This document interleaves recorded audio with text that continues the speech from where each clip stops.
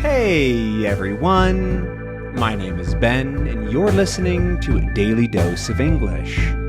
This is a short, simple podcast that you can listen to every day to improve your English. You can find the transcripts for all episodes and more on benslanguagelab.com. I'm glad you could make it today. In this episode, we're going to be talking about plants. Well, more specifically, I think I'm going to talk about houseplants, because that's what I meant when I wrote down this title. However, I think I might keep it as plants just so that I can talk about other plants if I want to. So first, might as well just talk about what plants are before we get into talking about them in general. So plants are the things that are all around us in the world. They're living things. And they have roots, and they typically bring in nutrients from the sun. They're very often green, and they live out in the dirt, usually. However, there are so many different kinds of plants and varieties and species. They're almost as varied as animals. Actually, I think they're more varied. I have no idea. Probably. But there's a whole heck of a lot of different kinds of plants. Some of them are really, really beneficial for humans. Some of them are not. They're pretty bad for whatever reason. Many of them are part of our lives every single day, and some of them we've never even seen or heard of because they only exist in one tiny little island in the middle of the Atlantic or something. And so there's a lot of different kinds of plants, and only some of them, a pretty small section of those plants, do we keep as houseplants. In a lot of ways, plants are similar to pets, right? Houseplants, rather, because you choose to bring a living thing into your home that you need to care for and to make sure it doesn't die in order to add something to your home or to your apartment. In the case of an animal, it's usually companionship and maybe a function, right? If it's a guide dog or a mouse hunting cat. But often it's just for the fact that it's an animal and that they're nice and they're cuddly and they're cute. And a similar sort of thing goes for plants. Sometimes they have a function. Occasionally people have plants to block sunlight or to make the soil better. I don't know. There's not that many plants, except for the common one, which is to grow food. If you have a basil plant or potentially chives, thyme, these are all plants that you can eat and keep in your house pretty easily.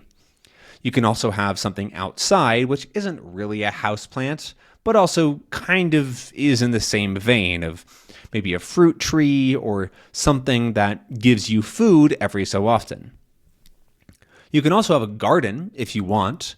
A garden is where you go to specifically plant food to grow and then to eat later. So for example, you might have a garden with carrots and potatoes, lettuce, strawberries, lots of different kinds of food.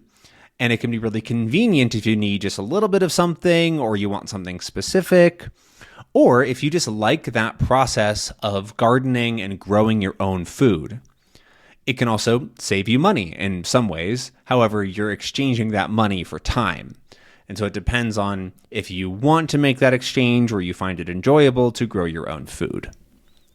However, food and useful plants isn't really what I had in mind for today. Like I said, I want to talk more about houseplants, which are typically plants that you bring into your home to look nice, because they add a lot of life to a home, to a space especially. And I think I have a good appreciation for plants in homes, and I think it's been growing more because growing up, I've always had some plants in the house, right? My mother enjoys having house plants, but it was never like a big thing, right? It was sort of just like plant here, plant there, right? Have a plant in every room more or less, but it was never something that was like blatant, really obvious about our home. It's like, oh wow, they have a lot of plants. That was never really the thing. until a little more recently, but that's not my home. That's their home. That's where my parents live, and they have a lot of plants, which looks really cool. It creates a bit more of a not jungle vibe. I don't want to say it's a jungle vibe, but it feels more warm in some ways. It feels like there's more moisture in the air, and it's a bit more inviting in a lot of ways.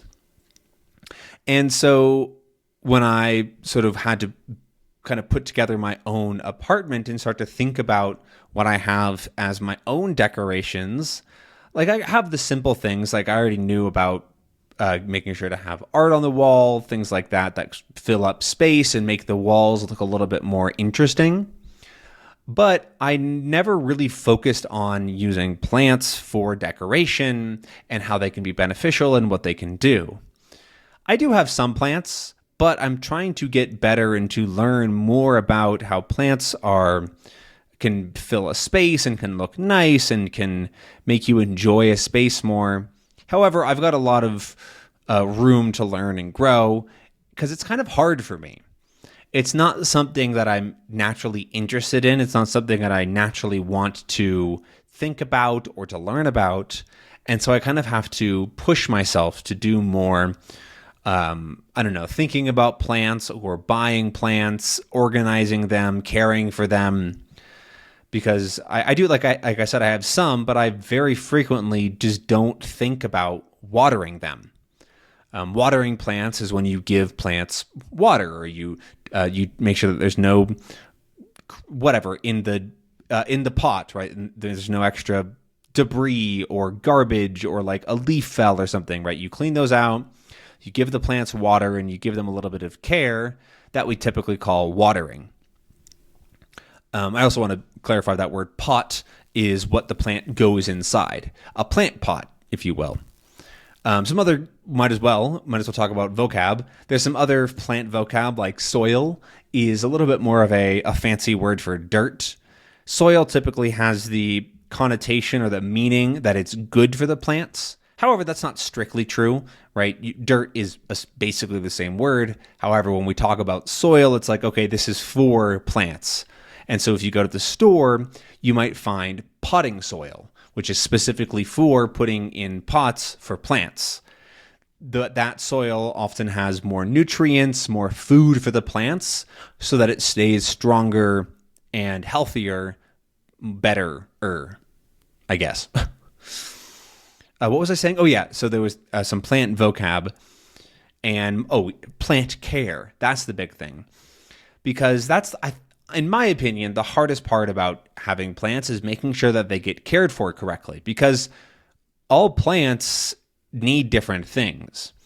It's pretty obvious with animals that we're used to keeping around, cats and dogs. A lot of people know, okay, there's cat food and there's dog food that are good for the different kinds of animals. You should take dogs out for a walk at least once a day. Cats need this, dogs need this, whatever. Even for some lesser common animals, if you have a guinea pig or a parrot or whatever, there's a lot of more common knowledge like that.